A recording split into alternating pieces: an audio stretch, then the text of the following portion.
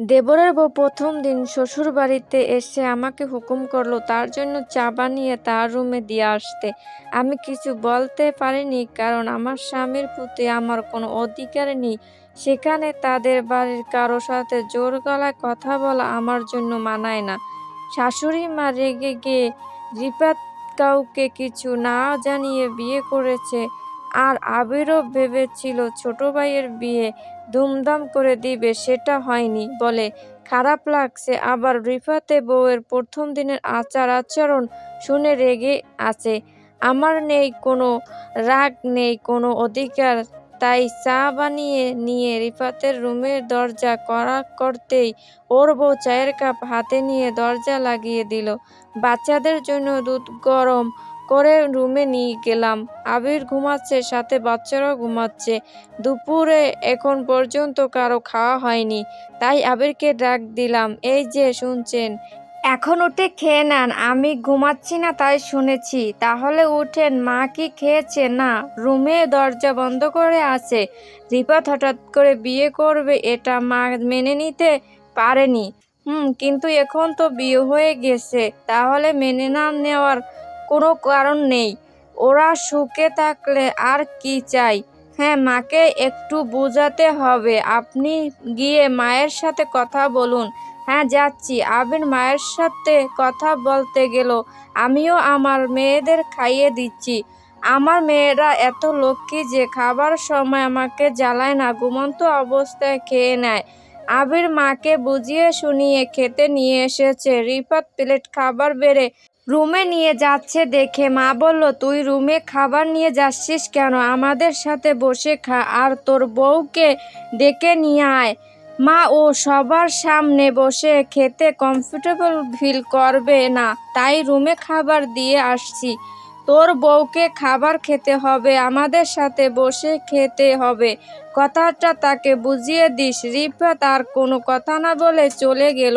আবির মাকে বলল, মা তুমি ওদের বিয়েটা মেনে নাও, এখন আর রাগ করে থেকো না। আমার রাগ হচ্ছে ওর বউয়ের চলাচল কথাবার্তা দেখে। আজ এসে ইভাকে চা বানানোর জন্য বলে, তাহলে ভাবতে পারছিস মেয়েটা কেমন। থাক না মা, সবাই এক হয় না। আমি ভালোই ভালো, খারাপের সঙ্গে খারাপ। তাতে যদিও বাড়ি ছেড়ে চলে যায় তাহলে চলে যাক। রিফাতের বউ একটা টি শার্ট আর প্যান্ট পরে এসেছে। মা চেয়ারে বসা থেকে উঠে দাঁড়িয়ে বলল, এই মেয়ে তুমি এইসব কি পরেছো? শাশুড়ি বাসুরের সামনে এসব পরে কেউ আসে? এক্সকিউজ মি, আমার নাম রিনি। এই মেয়ে এটা আবার কোন ধরনের কথা? আর শুনেন, আমি বিদেশে থেকেছি, তাদের কালচারের সাথে আমি অভ্যস্ত। আমার বাড়িতে এসব চলবে না, ভদ্রভাবে থাকতে হবে। এই আমার বড় বউকে দেখছো তার মতো করে? মা আমাকে দেখিয়ে বলেছে আমি কেন ওনার মতো হব। উনি একজন বিবাহিত পুরুষকে বিয়ে করেছে, আমি তো তা করিনি। কারো সঙ্গে আমার তুলনা করবেন না। আর হ্যাঁ রিফাত, তোমাকে বলছি, আমার খাবার আমার রুমে গিয়ে আসো। রিনি রুমে চলে গেল, ওর পিছন পিছন রিফাতও গেল। মা খাবার সেরে উঠে নিজের রুমে গেল। আজ কারো খাওয়া হবে না বুঝে গেছি, তাই এক কাপ চা বানিয়ে নিয়ে বারান্দায় গিয়ে বসি। আমার মন মেজাজ খারাপ থাকলে চা খেলে একটু শান্তি লাগে। চায়ের কাপে চুমুক দিতে আবির এসে বলে, ভর দুপুরে চা না খেয়ে ভাত খেলে তো পারো না, খিদে নেই? তুমি এত সাদাসিধে কি শুধু বিবাহিত পুরুষকে বিয়ে করেছো তাই নাকি? আগে থেকে এমন ছিলে? কোথাও কি লেখা আছে বিবাহিত পুরুষকে বিয়ে করলে সাদাসিধে থাকতে হবে? না। কিন্তু কি? আপনি তো মহা ঝামেলার মানুষ। এখনো কি আপনাকে বলেছি আমি সাদাসিধে থাকতে পছন্দ করি? আপনাকে বিয়ে করেছি বলে এমন সাধারণ থাকি? শুনে রাখেন, আমি কাউকে দেখানোর জন্য সাজি না। মন চাইলে সাজবো, নয়তো না। কেউ আমাকে ভালোবাসলে আমার সাদামাটা রং দেখে ভালোবাসবে, উচ্ছ্বস রং দেখে না। সবাইকে আমার মতো ভাবেন না। আমি এমন কেউ না যে আমার সঙ্গে কাউকে তুলনা করে ভাই ভাইয়ের সম্পর্ক নষ্ট করবেন বা মা ছেলে সম্পর্ক নষ্ট হবে। আমাকে নিয়ে যে যা খুশি বলুক, আমি কিছু মনে করি না।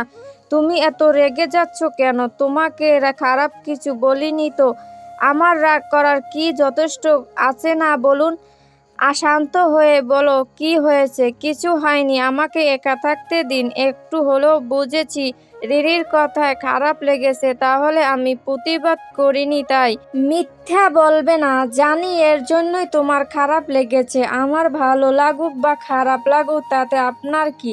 আমি কি আপনার আপনজন নাকি? আবির আমার হাতটা ধরে রুমে নিয়ে বলল, আমার দুই মেয়ের মা তুমি। তোমাকে নিয়ে আমার সামনের দিনগুলোতে চলতে হবে। আমার সব বিপদে তুমি পাশে থাকবে। তুমি আমার অর্ধাঙ্গিনী। আবিরের কথাগুলো শুনে নিজের অজান্তে ওনাকে জড়িয়ে ধরি। মিশি তিসি, দেখছো তোমার মা কত হিংসুটে। তোমাদের বুকে আগলে ধরি বলে তোমার মাও বাঘ বসিয়েছে। আবিরের কথা শুনে খুব লজ্জা পেয়ে তাকে ছেড়ে দিলাম। সন্ধ্যায় রান্নাঘরে নুডলস রান্না করছি। তখন রিনি এসে বলে, আমার জন্য ব্যাগ কফি বানিয়ে দাও। নুডলস রান্না করা শেষ হলে তোমার জন্য ব্যাগ কফি বানাবো। নুডলস পরে রান্না করো, আগে আমার জন্য করো। তুমি যেমন বাড়ির বউ তেমন আমিও এই বাড়ির বউ। আমি তোমার চাকরানী না যে যখন তখন এসে আমাকে হুকুম করবে। শাশুড়ি মা এসে বলল, সামান্য কফি তো চেয়েছে, তাতে এত আপত্তি করার কি আছে? মায়ের কথাটা শুনে কেমন যেন লাগলো, কারণ মা অন্যায় কিছু মেনে নেয় না। মা আবার বলল, ছোট বউ তুমি নুডলস রান্না করো। 20 বছর বয়সে এই বাড়িতে বউ হয়ে এসেছি। বিয়ের 1 বছরের মাথায় আবিরের জন্ম হয়, তার 5 বছর পরে রিফাতের জন্ম হয়। বিয়ের 10 বছর পর্যন্ত আমার শাশুড়ি আমাকে সেই 10 বছরে শাশুড়ি আমাকে একদিনের জন্য বুঝি নি। সে আমার শাশুড়ি মা নিজের মায়ের জায়গা রেখেছিল। সেও আমাকে নিজের মায়ের মতো ভালোবাসতো। কাজে ভুল হলে হেসে বলতো, পরে বা ঠিক হবে, আমি তোমাকে শিখিয়ে দিচ্ছি। আর তুমি বউ হয়ে প্রথম দিন এসে আমার সাথে খারাপ ব্যবহার করা শুরু করছো। হ্যাঁ, মেনে নিলাম তুমি বিদেশে থেকেছো, তাই বলে কি ভদ্রতা বলতে কিছু থাকবে না? শাশুড়ি মায়ের কথা শুনে খুব ভালো লাগলো। সে যেমন ভাগ্য করে শাশুড়ি পেয়েছে, তেমন আমার ভাগ্য খুব ভালো, তার মতো আমিও মা পেয়েছি। রিনি মায়ের কথা শুনে বলল, মা আপনাদের পুরনো দিনের কথা বলে এখন কি লাভ? আজকাল এরকম হয় না। আমি আর রিফাত ঠিক করেছি আমাদের সব কাজ শেষ করে বিদেশে চলে যাব, আর কখনো দেশে আসার প্রশ্ন আসে না। আচ্ছা বেশ, তবে আর কতদিন দেশে আছো? রিফাত অনেকগুলো খাবারের প্যাকেট ডাইনিং টেবিলের উপর রাখতে রাখতে বলে, মা খুব খিদে পেয়েছে, তাড়াতাড়ি বেড়ে দাও। দাঁড়া, এত তাড়াহুড়ো কিসের? ইবা তুমি যাও, তোমার আবিরকে ডেকে নিয়ে আসো। হ্যাঁ মা, যাচ্ছি। মায়ের কথা মতো আমি আবিরকে ডাকতে রুমে এসে দেখি 2 মেয়েকে বুকের ওপর রেখে ঘুমাচ্ছে। আমি মিষ্টিকে কোলে নিয়ে আবির চোখ মেলে তাকিয়ে বলল, কি হলো এটা? আমার মেয়ের ঘুম ভেঙে গেল যে সন্ধ্যাবেলা, এখন কিসের ঘুম? হ্যাঁ, এখন উঠুন তো, সপ্তাহে একদিন আমার মেয়েদের সাথে সময় কাটাতে পারি, তুমি কি সেটাও হতে দিবে না? পরিবারের সবার সাথে সময় দিতে হয়। এবার চলুন তো, মা ডাকেছে। কেন, কি হয়েছে? আমি কি করে জানবো? হ্যাঁ, তাও তো ঠিক। আবির তিশিকে কোলে নিল আর আমি মিষ্টিকে কোলে নিয়ে ডাইনিং রুমে গেলাম। মিষ্টিকে মায়ের কোলে দিয়ে সবার জন্য নুডলস আর রিনির জন্য কফি টেবিলের ওপর রেখেছি। রিনি কফি হাতে নিয়ে রুমের দিকে চলে যাচ্ছে দেখে মা বলল, আমার কথা শুনে তারপর যেখানে খুশি সেখানে যেও। রিনি দাঁড়িয়ে থাকলো। রিফাত বলল, ভাইয়া তো এসেছে, এখন বলো তোমার কি কথা আছে? হ্যাঁ বলছি, তোরা দেশে কতদিন থাকবি সেই অনুযায়ী কাগজপত্র তৈরি করতে হবে। ওরা কতদিন থাকবে সেটা জেনে কি কাগজপত্র তৈরি করবে। দেখো মা, আমাদের ভাইয়ের মধ্যে কোনো ভাগ হোক, সেটা চাই না। আবির, তুই চুপ কর। আমার সিদ্ধান্ত জানানোর জন্য তোকে ডেকেছি, তোর মতামত জানার জন্য। মা তো ভালো কথা বলছে, আমাদের ভাগে যতটা সম্পত্তি পাবো সেগুলো বিক্রি করে বিদেশে যেতে পারলে খুব ভালো হবে। রিনি, আমি একবারও বলিনি যে আমি সম্পত্তি ভাগ করে দিব। তাহলে সম্পত্তি নিয়ে এতে কথা হচ্ছে কেন? সম্পত্তি ভাগ করবে না কেন? আমরা দেশে যতদিন আছি ততদিনের মধ্যে তাড়াতাড়ি আমার ভাগ বুঝে নিতে চাই রিফাত।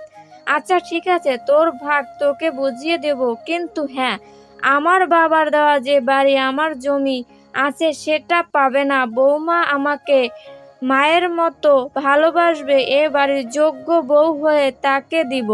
মা, এটা আবার কেমন কথা বললে? যার যার ভাগ তাকে দিয়ে দিলে তো হয় রিফাত। আপনার বাড়ির যোগ্য বউ তো ইবা আপু হবে, কারণ উনি তো সব কাজ করতে পারে। আপনার মনের মতো কাজ। এখন সুবিধা হলো যাতে সম্পত্তি পেয়ে যায়। দেখছো মা, সম্পত্তির ভাগ করতে গিয়ে ইবাকে অপমান করার সুযোগ বেশি পেয়েছে। আহ বাপু, তোরা চুপ কর, নিজেদের মধ্যে ঝামেলা করিস না। আমি যা বলছি সে কথা নড়চড় হবে না। রিনি আর রিফাত কোনো কথা না বলে রুমে চলে গেল। মা মিশি তিশিকে নিয়ে তার রুমে চলে গেল। আমি আর আবির চেয়ারে বসে আছি। সংসারে কয়েকদিন এসে পুরো সংসারের দায়িত্ব নেওয়া বা সম্পত্তি ভাগ হওয়া এসব চাইছি না আমার মায়ের কাছে। এক ছেলের বউ ভালো হয়ে থাকবে, আরেক ছেলের বউ খারাপ হয়ে থাকবে, এটা একদম ভালো লাগছে না। আমাদের পরিবারের সাথে কিছুদিন রিনি থাকলে ও সবার সাথে মানিয়ে নিতে পারবে। ওকে কিছুদিন সময় দিতে হবে। এত কি ভাবছো? আবিরের কথা শুনে হুঁশ হলো। ভাবনার জগতে হারিয়ে গিয়েছিলাম। কই না তো, কিছু না। কতদিন হলো ছাদে গিয়ে চাঁদের আলো উপভোগ করি না। তুমি যাবে আমার সাথে? যাব। ছাদে ফুরফুরে বাতাস, চাঁদের আলো, খুব ভালো লাগছে। বহুদিন পরে সুন্দর একটা প্রকৃতির মাঝে আছি। সারাদিনে সংসারের কাজে ভুলে যাই আমার আলাদা করে ভালো লাগার কথা। এই যে আপনাকে বলছি, শুনছেন? বলুন। একটা অনুরোধ করব, রাখবেন? হুম এত হেয়ালি না করে সোজাভাবে বলুন তো, কি বলবেন? কালকে তুমি আমার সাথে শপিংয়ে যাবে।